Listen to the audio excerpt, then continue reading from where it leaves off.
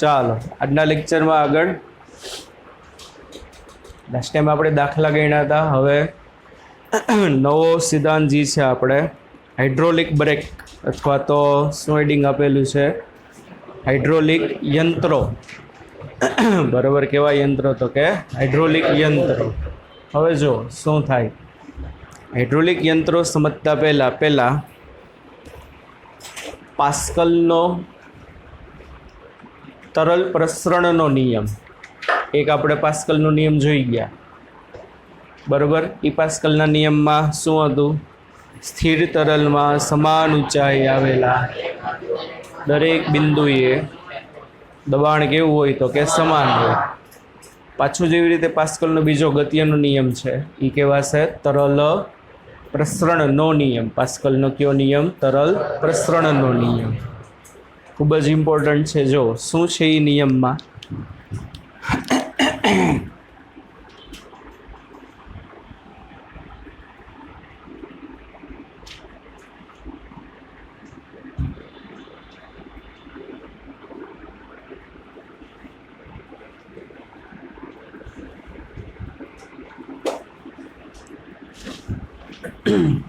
Simple basic વસ્તુ છે, બહુ અઘરું નથી એમાં. જુઓ, દાખલા તરીકે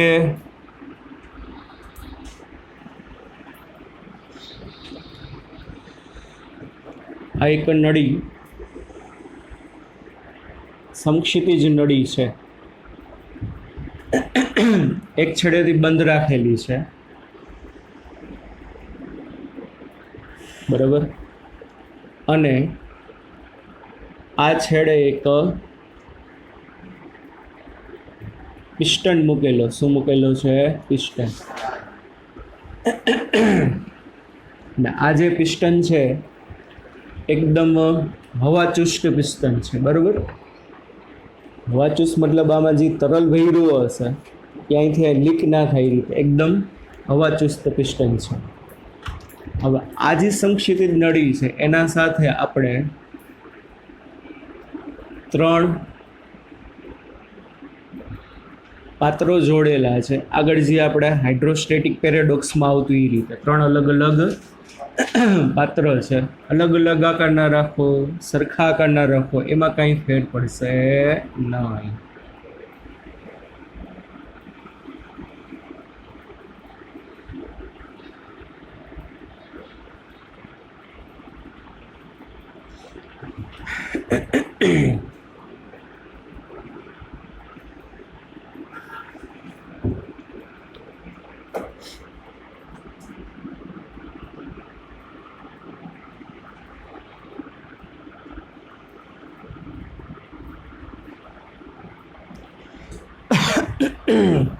અત્યારે ઓલરેડી આમાં કંઈક અત્યારે આપણે પ્રવાહી કંઈક ભરેલું છે. બરાબર, અને કંઈક તમે આમાં તરલ ભરેલું હશે તો થશે શું? બોલો. હાઇડ્રોસ્ટેટિક પેરેડોક્સ શું કહે છે? બધામાં તરલની ઊંચાઈ કેવી હશે? સમાન હશે. એ આપણે આગળ ઓલરેડી એક વખત આવી ગયું છે. માની લો બધામાં અહીં સુધી તરલ ભરેલું છે.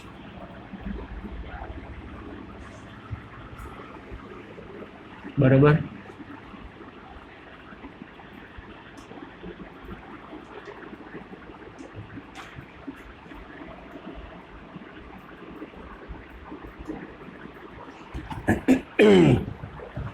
હવે એને પરિણામે થશે શું?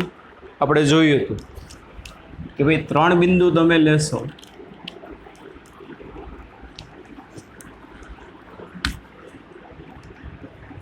આ બિંદુ એ, બિંદુ બી અને આ બિંદુ સી. હવે પાસ્કલનો જે આપણે પેલો જે નિયમ હતો એના અનુસાર શું થશે? એ બી સી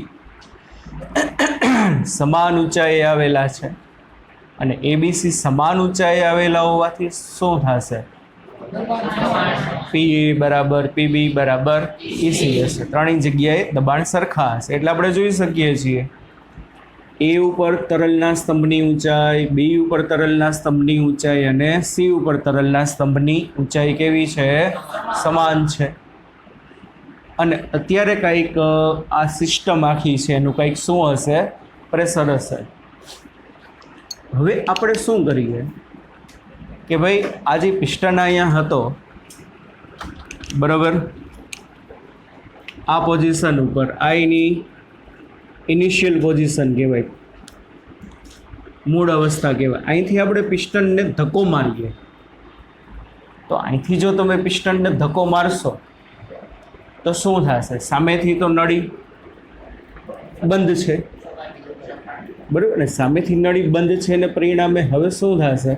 પિસ્ટનને તમે અહીંથી ધક્કો મારશો ને એટલે સમક્ષિતિજ દિશામાં તરલને રહેવા માટે કદ ઘટશે. કેવી રીતે? સમક્ષિતિજ દિશામાં રહેવા માટે તરલને શું થાય? કદ ઘટે. સામેનો છેડો ઓપન હોત તો અહીંથી આમ જે ધક્કો લાગે તો મોટા ભાગનું તરલ અહીંથી બહાર નીકળી જાય. પણ અત્યારે સામેનો છેડો તો આપણે ક્લોઝ રાખ્યો છે અને પિસ્ટનને તમે અહીંથી ધક્કો મારો છો એટલે નળીમાં શું થશે?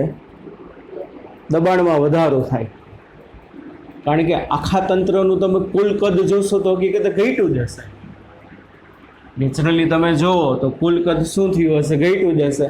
પિસ્ટન અહીંયા હતો તો આખી સિસ્ટમનું કુલ કદ કેટલું બોલો? આ નળીનું કદ આટલું લેવાનું પ્લસ આ ભાગનું કદ પ્લસ આ ભાગનું કદ પ્લસ આ ભાગનું કદ એટલે ટોટલ સિસ્ટમનું કદ એટલું હશે. હવે શું થશે? એમાં કંઈક તરલ સમાયેલું છે. પણ માની લો પિસ્ટન તમે આઈથી એફ ઉપર લઈ આવશો, અહીંયા આ પોઝિશન ઉપર લઈ આવો તો સિસ્ટમના કદમાં શું થાય? ઘટાડો થાય. આ ભાગનું કદ તો એઝ ઇટ ઇઝ રહેશે. આ ભાગનું ભલે આટલો ભાગ ખાલી હોય, કુલ કદ ગણો ને, આ ભાગનું કદ એઝ ઇટ ઇઝ, આ ભાગનું કદ એઝ ઇટ ઇઝ. પણ સમક્ષિતિજ નળી હતી એ ભાગના કદમાં શું થયો? ઘટાડો થયો. કારણ કે પિસ્ટન પહેલાં અહીંયા હતો તો આટલું વોલ્યુમ મળતું, હવે પિસ્ટન અહીંયા છે એટલે શું થશે? વોલ્યુમ શું થઈ જશે? ઘટી જાય. વોલ્યુમ ઘટી ગયું, તરલ તો એટલું ને એટલું. સામેનો છેડો તો બંધ છે, સામેનો છેડો બંધ છે તો બધું તરલ જશે ક્યાં? બધા પાત્રમાં. તરલની શું થશે તો કે હાઈટ વધે. અને બધા પાત્રમાં જે બાળકો તરલની હાઈટ વધશે ને એ હાઈટમાં વધારો સમાન હશે. બધા પાત્રમાં શું થશે? તરલની શું થશે તો કે ઊંચાઈમાં વધારો થાય. કારણ કે માંથી તો બહાર નીકળી શકતું નથી એટલે બધા પાત્રમાં તરલની ઊંચાઈમાં શું થયો? આ એની કઈ ઊંચાઈ હતી? પ્રારંભિક ઊંચાઈ હતી બધા પાત્રમાં. હવે એને પરિણામે શું થશે? પિસ્ટનને તમે અંદર લઈ ગયા એટલે બધી જગ્યાએ શું થશે? તરલ ઉપર ચડશે. અને બધા પાત્રમાં જે તરલ ઉપર ચડ્યું હશે ને કઈ હાઈટે હશે? એક સમાન ઊંચાઈએ આવે. શા માટે એક સમાન ઊંચાઈએ આવે? કયો જોઈ? પાછું પહેલા નિયમનું પાલન થવું જોઈએ. સમાન ઊંચાઈ બધામાં આવવું જોઈએ. પહેલા નિયમનું શું પાલન થવું જોઈએ બોલો? એ પાસે બી પાસે ને બે લો તમે ભેગા કરો કે અહીંથી તમે આને ધક્કો મારો છો તો ધક્કો મારશો તો શું થશે? પહેલા પાત્રમાં તરલની સપાટીમાં જેટલો વધારો થશે એટલો વધારો, ભલે ને કદ અલગ લો ભાઈ, ત્રીજામાં સરખો વધારો થશે. પણ આનું રીઝન શું પાછું? એનું રીઝન પાછો પહેલો નિયમ. પહેલો નિયમ શું કહે છે? એક જ ઊંચાઈએ જેટલા બિંદુઓ આવેલા હોય ને બધી જગ્યાએ પ્રેશર સરખું હોવું જોઈએ. તો આમાં તો આ પિસ્ટનને તમે અંદર લઈ ગયા તો એબીસી તો એક જ ઊંચાઈએ આવેલા છે. હવે જો આમાં તરલની ઊંચાઈ વધુ હોય ને આમાં તરલની ઊંચાઈ ઓછી હોય તો શું થાય? અહીંયા પ્રેશર વધુ હોય, અહીંયા પ્રેશર કેવું હોય? ઓછું હોય. એનો મતલબ પાછો પહેલો નિયમ ફોલો નથી થતો. પણ પહેલા નિયમનું પાલન થવું જોઈએ. તો એટલા માટે આપણે એમ કહી શકીએ કે જ્યારે તમે શું કરશો? આ પિસ્ટનને અંદર તરફ લઈ જશો ને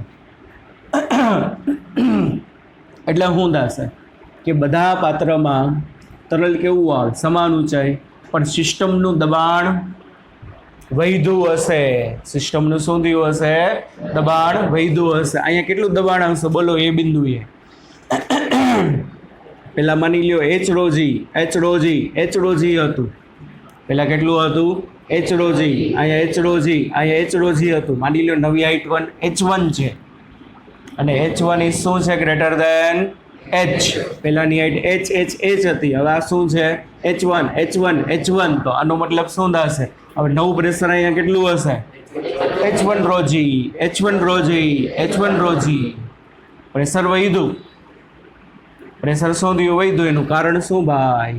પિસ્ટનને તમે શું કર્યો? અંદર તરફ ધકેલ્યો. સિમ્પલ કેમિસ્ટ્રીમાં આવે છે. કોઈ બંધ પાત્રમાં વાયુ ભર્યો હોય અને ઉપરથી તમે શું કરો? પિસ્ટનને શું કરો? નીચે લઈ આવો.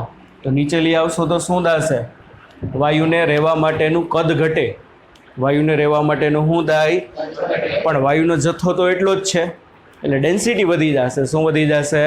એટલે પ્રેશરમાં શું થશે? તો કે વધારો. આમાં મેં પહેલાં તમને સમજાયું, કદમાં ઘટાડો થશે સિસ્ટમનો, પણ તરલ તો એટલું ને એટલું છે. એને પરિણામે પ્રેશર શું થાય? વધે. તો એક વસ્તુ જોઈ, પેલી નળીમાં દબાણનો જેટલો વધારો થાય, કોણ કહેશે પેલી નળીમાં દબાણનો કેટલો વધારો થશે? દબાણનો વધારો પૂછો. વધારો. સરસ. કેટલો વધારો પૂછ્યો છે? વધારો કેટલો થશે? H1 - H રો જી. સિમ્પલ યાર. પેલા કેટલું હતું? H રો જી. હવે નવું કેટલું આવશે? નવું બોલો H1 રો જી. તેનો ડિફરન્સ લ્યો. એ ડિફરન્સ શું આપે? એનો વધારો આપશે કે નહીં? તો વધારો કેટલો આપશે? આ વધારો હોય આટલો. અને આ વધારો કેવી રીતે મળશે બોલો? H1 - H. તરલ તો ઈનો ઈ છે એટલે રો, એને ગુણ્યા જી. તો બધી નળીમાં શું થશે? દબાણનો વધારો સરખો હોય. તો આનો મતલબ શું ભાઈ? અહીંયાથી દબાણમાં જેટલો વધારો કરશો ને, અહીંથી માની લો તમે એક વાતાવરણ જેટલું દબાણ વધારશો ને, તો થશે શું? આ નળીમાં પણ દબાણ એક વાતાવરણ વધે. આ નળીમાં પણ એક વાતાવરણ વધે. અહીંયા પણ એક વાતાવરણ. બધી જગ્યાએ સરખું જ વધવું જોઈએ. તો જ પાછું પહેલા નિયમનું પાલન થાય. કારણ કે પહેલા નિયમ અનુસાર PA = PB = શું હોવું જોઈએ? PC. તો પાસ્કલનો બીજો નિયમ કેવા શું માગે છે કે જ્યારે કોઈ પણ તરલમાં દબાણમાં તમે વધારો કરશો, જ્યારે કોઈ પણ તરલના શું કરો? દબાણમાં વધારો કરો, તો સમગ્ર તરલમાં શું થશે? સમગ્ર તરલમાં દબાણનો વધારો સમાન રીતે પ્રસરે. નિયમ શું કીધું છે? પાસ્કલનો તરલ પ્રસરણનો નિયમ. પાસ્કલનો તરલ પ્રસરણનો નિયમ શું કહે છે? કે ભાઈ કોઈ એક છેડેથી તમે સિસ્ટમનું દબાણ વધારશો, તો કોઈ એક છેડેથી તમે સિસ્ટમનું દબાણ વધારશો ને, તો આખી સિસ્ટમમાં બધા બિંદુએ દબાણનો વધારો કેવો આવશે? સમાન રીતે પ્રસરે. એને કહેવાય તરલ પ્રસરણનો પાસ્કલનો નિયમ. તરલ પ્રસરણ પાસ્કલનો શું કહેવાય? નિયમ. કે જ્યારે કોઈ પણ તંત્રના શું કરવામાં આવે? દબાણમાં વધારો કરવામાં આવે, તો સમગ્ર પાત્રમાં અથવા તો સમગ્ર તંત્રમાં શું થશે? દબાણનો વધારો સમાન રીતે પ્રસરે. એટલે બધા બિંદુઓનું દબાણ શું થયું હશે? સરખું વધ્યું હોય. અહીંથી તમે એક વાતાવરણ જેટલું વધારો તો બધી જગ્યાએ દબાણમાં શું થયો હોય? એક વાતાવરણનો શું થયો હોય? વધારો થયો હોય. એમ કહી શકાય ને. માની લ્યો આ X, આ Y અને આ Z. તો પિસ્ટન જ્યારે અહીંયા હશે ત્યારે શું હશે બોલો? X, Y, Z બધા પાસે દબાણ સરખું હશે. આના કરતાં ભલે ઓછું હોય. કારણ કે એના ઉપર નાના સ્તંભ છે. પણ જ્યારે શું કરો? આને અંદર લઈ જાઓ. તો આને અંદર લઈ જશો તો થશે શું? એ બિંદુએ દબાણમાં જેટલો વધારો થયો હશે ને, X બિંદુએ દબાણ એટલું નહીં પણ એટલો વધારો થયો હશે. એ સમજો. બરોબર. બી બિંદુએ દબાણમાં જેટલો વધારો થયો હશે ને એટલો વધારો ક્યાં થયો હશે? વાય બિંદુએ. સી બિંદુએ જેટલું દબાણ વધ્યું હશે એટલું દબાણ ક્યાં વધ્યું હશે? ઝેડ બિંદુએ. બરોબર. તો આ શું કહેવાય? પાસ્કલનો તરલ પ્રસરણનો નિયમ કહેવાય. આના કરતા ઉલટું થાય ને ભાઈ, કે જ્યારે કોઈ પણ તંત્રનું શું કરવામાં આવે? દબાણ ઘટાડવામાં આવે. તો દબાણ જો તમે ઘટાડશો તો શું થશે? સમગ્ર તંત્રમાં બધા બિંદુએ દબાણનો ઘટાડો કેવો હશે? સમાન પ્રસર્યો હશે. બધી જગ્યાએ દબાણ પ્રસરીને શું થયું હશે?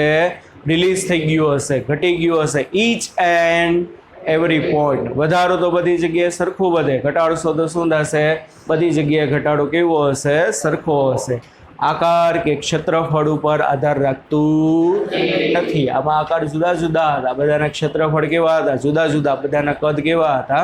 જુદા જુદા. એટલે આનો શું કહેવાય? પાસ્કલનો તરલ પ્રસરણનો નિયમ. સિમ્પલ વસ્તુ છે, બરાબર. અને આ નિયમનો ઉપયોગ કરીને હાઇડ્રોલિક સાધનો બનાવવામાં આવે. શું બનાવવામાં આવે? હાઇડ્રોલિક સાધનો. બરાબર. આટલું સમજાણું ભાઈ? ચાલો હવે હાઇડ્રોલિક સાધનમાં આગળ જોઈએ. કેટલું મિનિટ થઈ ગયા? કરી દે બંધ, કરી દે બંધ. ચાલો આગળ હવે જો આ નિયમનો ઉપયોગ કરી અને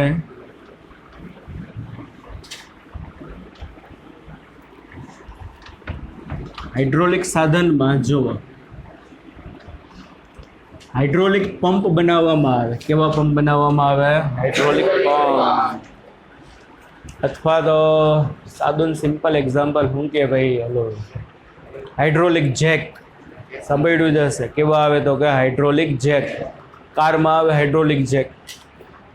સામાન્ય રીતે શું થશે કે ભાઈ કોઈ પણ જગ્યાએ આપણી ગાડી બગડી ગઈ હોય, ટાયર પંચર થઈ ગયું હોય તો શું કરવું પડે? આપણે ગાડીને થોડીક ઊંચી કરવી પડશે. જેક મારો ને. બે રીતના જેક આવે. કેટલા રીતના આવે? બે રીતના.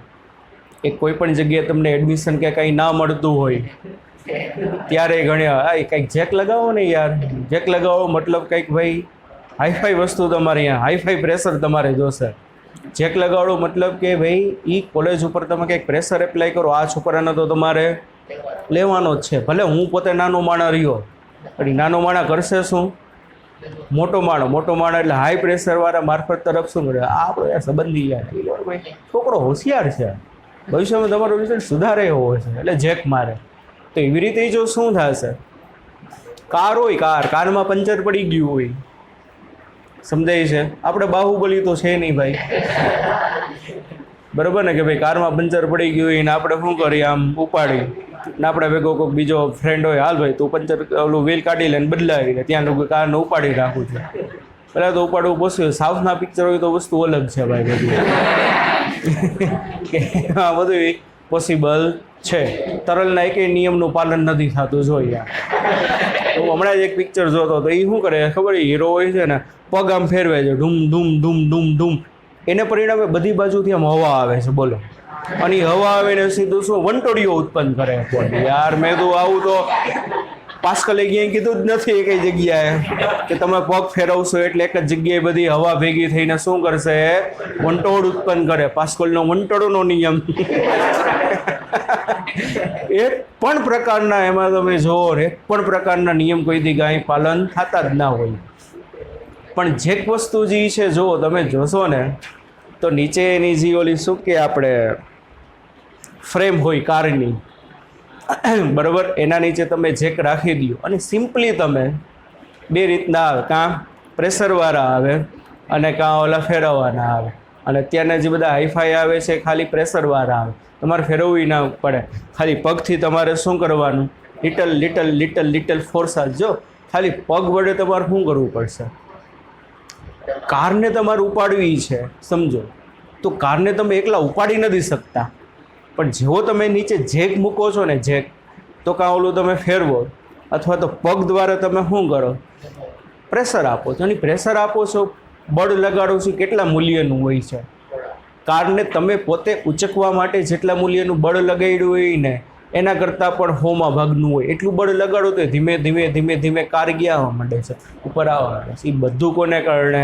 હાઇડ્રોલિક ઇન્સ્ટ્રુમેન્ટને કારણે. સિમ્પલ વસ્તુ છે. એમાં ઉપયોગ કોનો થાય? પાસ્કલના તરલ પ્રસરણના નિયમનો ઉપયોગ થાય. કોનો થાય? પાસ્કલના તરલ પ્રસરણ. હમણાં સમજાઈ જશે. સાવ સિમ્પલ વસ્તુ છે. જુઓ,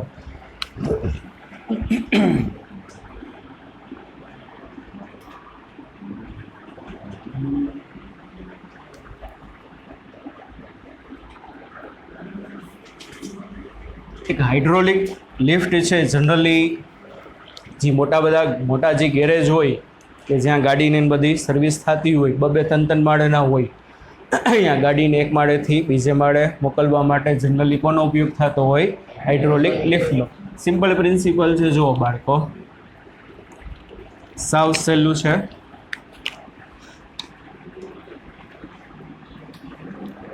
બે પાત્ર હશે, અસમાન આડછેદ દ્વારા. કેવા? તો કે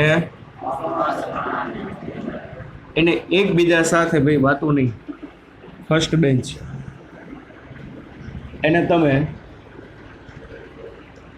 એકબીજા સાથે શું કરી દીધા છે? જોડી દીધા છે. બરોબર. બે પાત્ર છે, બેના આડછેદનું ક્ષેત્રફળ કેવું છે? તો કે અસમાન છે. હવે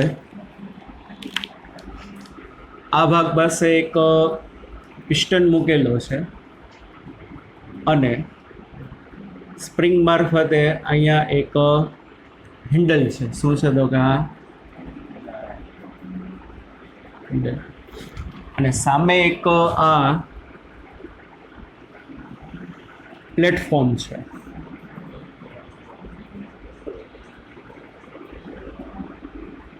અને એના ઉપર આપણે આપણી ઓડી કાર અથવા તો BMW, બરાબર, આપણી BMW અથવા તો ઓડી,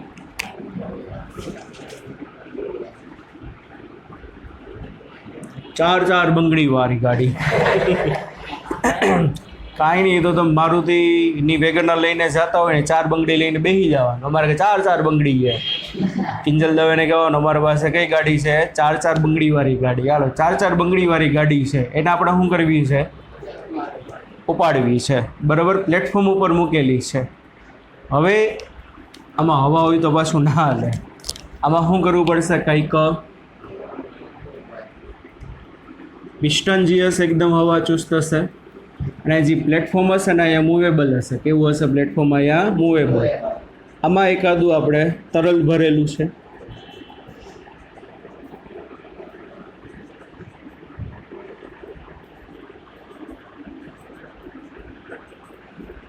હવે આ ગાડીને આપણે ઉપરના માળે લઈ જવી છે. તો આવડો આ નળી તો આમ છેટ લગી કનેક્ટેડ હશે. આપણે અત્યારે આ એટલું દોર્યું છે. હવે આ પ્લેટફોર્મને તમારે ઉપર લઈ જવું છે. બરાબર. સિમ્પલી તમે હાથ વડે ધક્કો મારશો તો એ તો એટલું બધું પોસિબલ નથી. અહીંયા આગળ જે પિસ્ટન છે ત્યાં આગળ આડછેદનું ક્ષેત્રફળ A1 છે, અને અહીંયા આગળ પ્લેટફોર્મ જે છે એના આડછેદનું ક્ષેત્રફળ બાળકો કેટલું છે? તો કે A2 છે. સિમ્પલ. અને અહીંયા દેખાય છે શું છે ભાઈ? A1 less than A2. એટલે જે જગ્યાએ તમારે ભારને ઉચકવાનો છે, તો જે જગ્યાએ તમે ભારને ઉચકો છો ત્યાં તમે જે પ્લેટફોર્મ મૂકેલો છે એનો એરિયા વધુ છે, અને જે જગ્યાએ તમારે બળ આપવાનું છે, બરાબર, એ ભાગનું ક્ષેત્રફળ કેવું છે? ઓછું છે. હવે સિમ્પલ વસ્તુ છે. અહીંથી તમે આ હેન્ડલને શું કરશો? ડંકીની જેમ ટીચુક ટીચુક ટીચુક ટીચુક એટલે આમ કરશો એટલે શું થશે કે ભાઈ આપણે શું કર્યું? આમ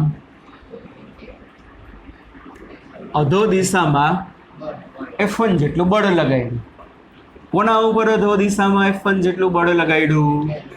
A1 જેટલા આડછેદના ક્ષેત્રફળ ઉપર.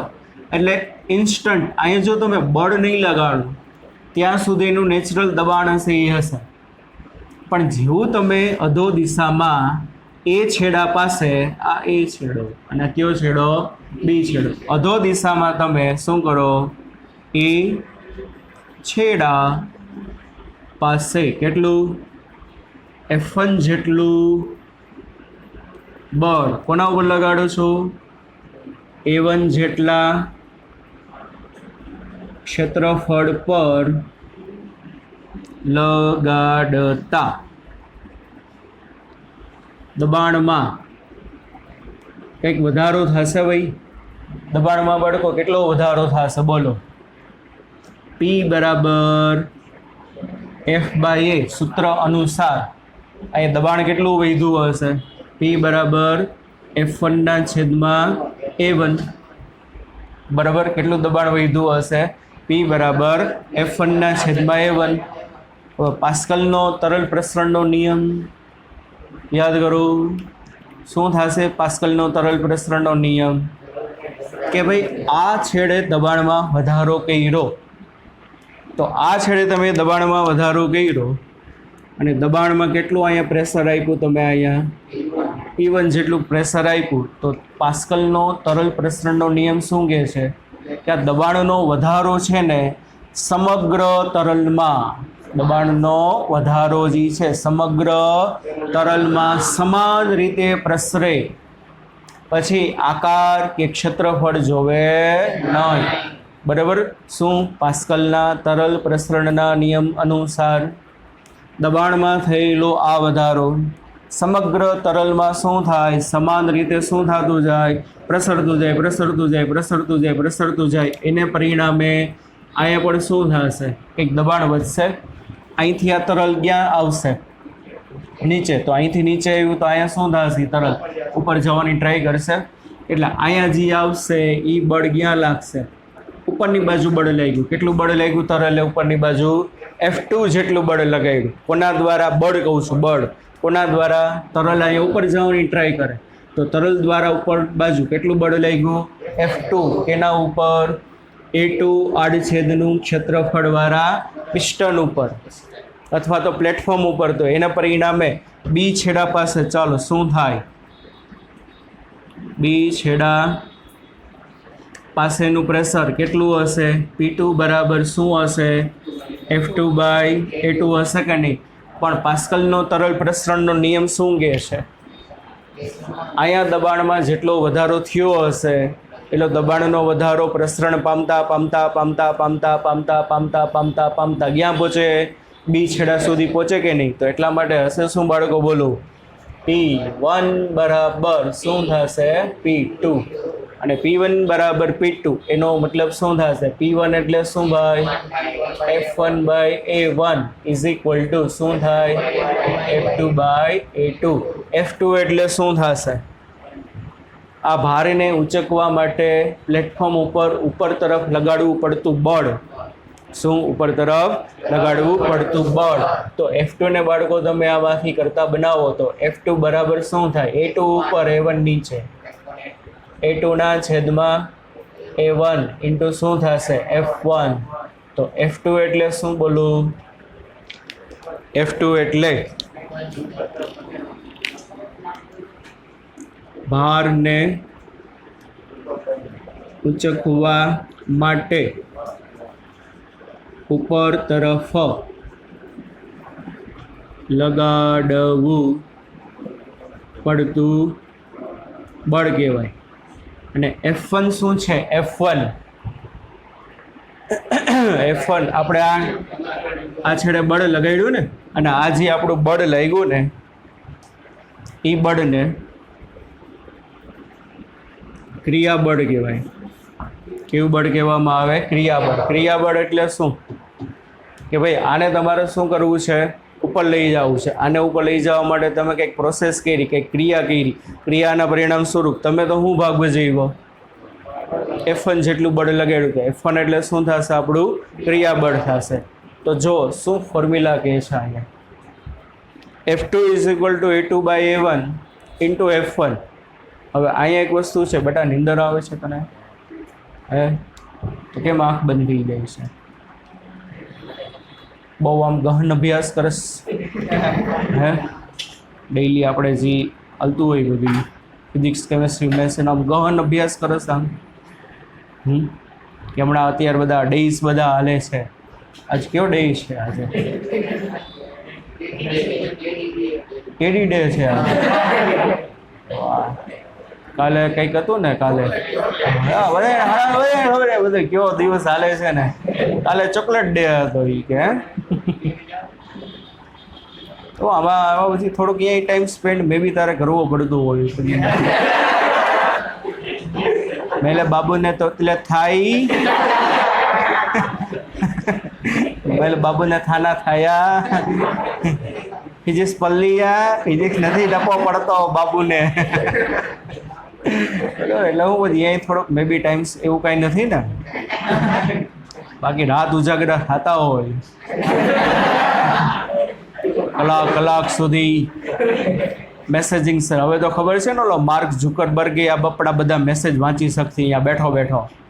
નવી પોલિસી બધી આવી ગઈ, એ લોકોએ હવે આપણા મેસેજ જોઈ શકશે. અત્યાર સુધી એવું હતું, ના જોઈ શકે.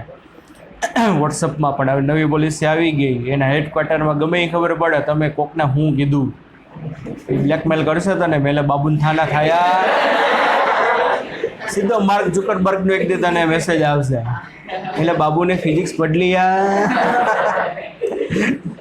બરાબર. બહુ હમણાં વિરોધ થાય છે બરાબર, એ વસ્તુ ન થાય એટલે કદાચ એ લોકો પોલીસે પાછી ખેંચવાના છે, પછી જોઈએ. હવે એ આપણે ક્યાં બધી અહીંયા જોવા જવાના, આપણે તો છૂમ સેન્ડ આપણે અહીંયા ગયા હેડક્વાર્ટરમાં જોવા જવાના, વાંચે છે કે નથી, આવું બધું હોય.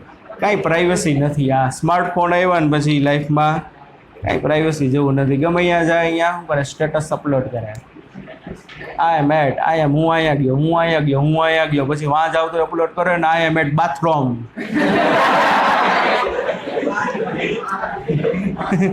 ઘણા તો શું કરે, ઓલો ફેસબુકમાં સ્ટેટસ અપડેટ કરે, I am in bathroom with person A, person B, person C. પણ શું છે ભાઈ, એ તો તમે ટ્રાવેલિંગ કરતા હોય તો પછી વસ્તુ અલગ છે. ટ્રાવેલિંગ કરતા હોય તો ભેગા ટેગ કરો તો ઓપ્શન આવે, travelling to Bombay with person A, with person B. પણ બાથરૂમમાં શું?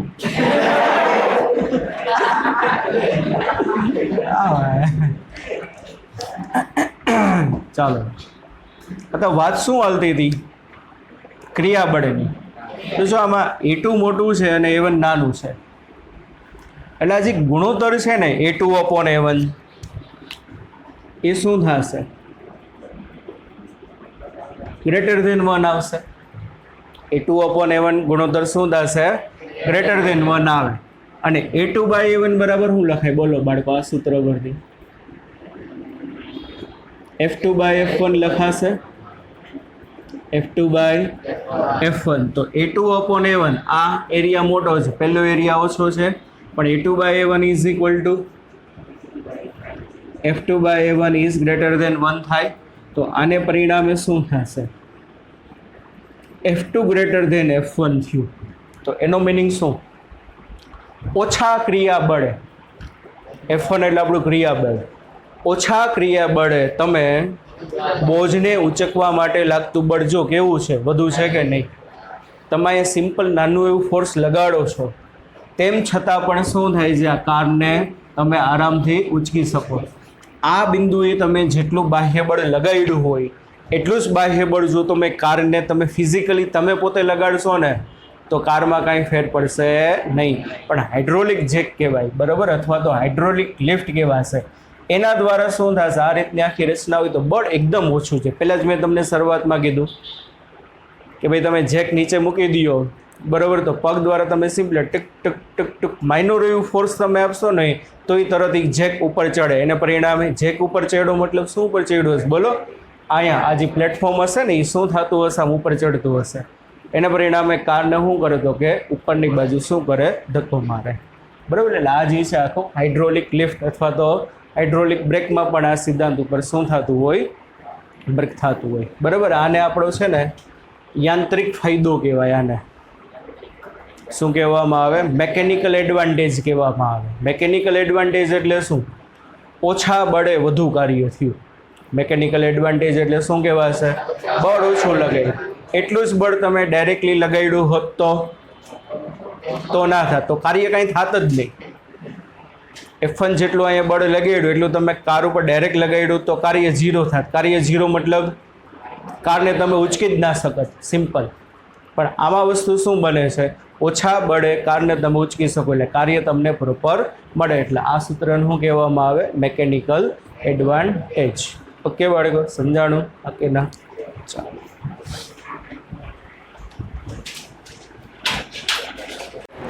હાલો આગળ. ઉદાહરણ 5 લખજો પછી. સાવ સહેલું છે, આના ઉપર આધારિત છે, આવડી જાય એવું છે. આડછેદના જુદા જુદા ક્ષેત્રફળ ધરાવતી બે સિરિંજ. સિરિંજ એટલે સોય વિનાની પાણીથી ભરેલી ટ્યુબ. આ બેન આપણે ટ્યુબ જ ધારી લ્યો, બરાબર. પાણીથી ભરેલી છે અને એક રબર ટ્યુબ સાથે ચુસ્તપણે જોડેલી છે. સિરીઝમાંના નાના પિસ્ટન અને મોટા પિસ્ટનના વ્યાસ અનુક્રમે કેટલા છે?